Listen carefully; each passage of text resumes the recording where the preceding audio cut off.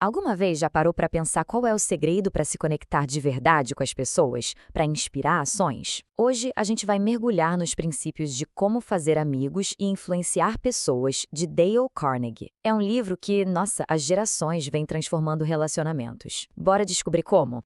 Para a gente entender o primeiro princípio, vamos começar com uma história bem pesada, mas que revela uma verdade, assim, surpreendente sobre a natureza humana. Então, essas foram as palavras de um criminoso famoso, o Tio Gun Crowley. E o mais chocante é que ele escreveu isso enquanto a polícia metralhava o apartamento onde ele estava escondido. Ele simplesmente não se via como culpado. O Crowley e até mesmo o Al Capone se viam como benfeitores, pessoas incompreendidas, e não como os vilões da história. Um diretor da famosa prisão de Sing Sing uma vez comentou que é raríssimo um criminoso se ver como uma pessoa má. Ele sempre tem uma justificativa. Agora, se é assim com eles, imagina com as pessoas comuns que a gente encontra todo dia. E é aqui que está o X da questão na interação humana. A crítica, no fundo, não funciona. Ela só serve para colocar a outra pessoa na defensiva, para ferir o orgulho dela. E o que isso gera? Ressentimento. Quase nunca gera uma mudança de verdade. E olha, essa não é uma lição fácil de aprender, não. Pega o caso de Abraham Lincoln. Quando era mais novo, ele era um crítico bem afiado, sabe? Tanto que ele quase foi parar num duelo de morte por causa disso. Com o tempo, ele foi aprendendo que se segurar era muito mais poderoso. Chegou um ponto em que ele escrevia cartas furiosas, só que ele nunca enviava. Ele aprendeu a lição.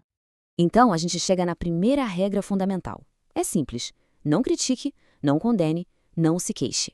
A capacidade de influenciar começa com a tentativa de entender o outro e não de julgar. Certo. Então, se criticar não funciona, o que funciona? A resposta para isso está em um dos desejos mais profundos do ser humano. A maioria desses desejos básicos que a gente vê aqui, bom, a gente costuma satisfazer, mas tem um em especial que é tão profundo quanto a fome, mas que, olha que curioso, raramente é saciado. Preste atenção na palavra que ele usou, ânsia. Não é um simples desejo, é uma ânsia. Essa necessidade de se sentir importante é o que nos move, é o que nos separa dos animais, o que nos inspira a construir cidades, a criar arte, a buscar grandes feitos. E é exatamente ao satisfazer essa ânsia por apreciação que está a chave de tudo. E isso nos leva direto para o nosso próximo princípio, que é o antídoto perfeito para a futilidade da crítica. Mas calma lá. É muito importante entender a diferença. Uma coisa é apreço, outra é bajulação.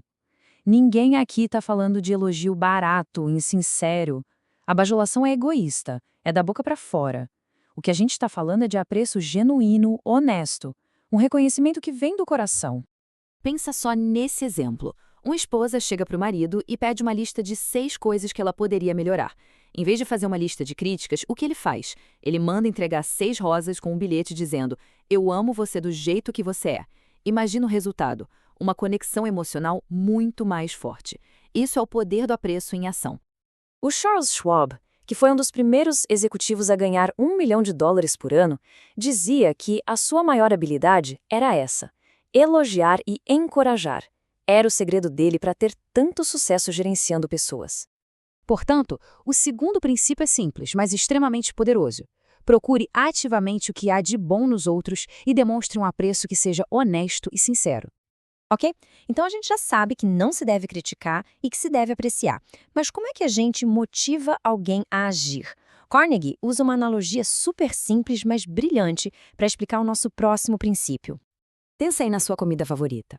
Para o Dale Carnegie, eram morangos com creme. Só que, claro, quando ele ia pescar, ele não colocava morango com creme no anzol. Ele usava o que o peixe quer, que no caso são minhocas.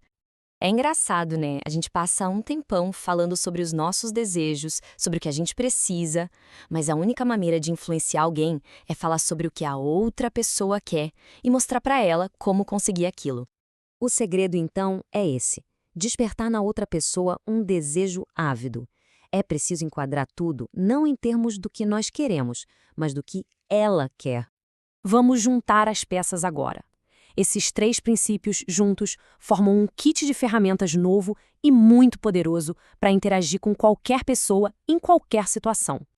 E olha, isso não é sobre manipulação, viu? É sobre entender a natureza humana para construir relacionamentos que sejam mais fortes, mais positivos e mais eficazes, seja no trabalho ou em casa. Para a gente fechar, fica uma reflexão final que vem do material original. Se esse é o padrão, isso levanta uma questão bem simples para todos nós. Fica a pergunta no ar, né? Se nem Deus se propõe a julgar uma pessoa antes do fim da vida dela, por que a gente deveria fazer isso?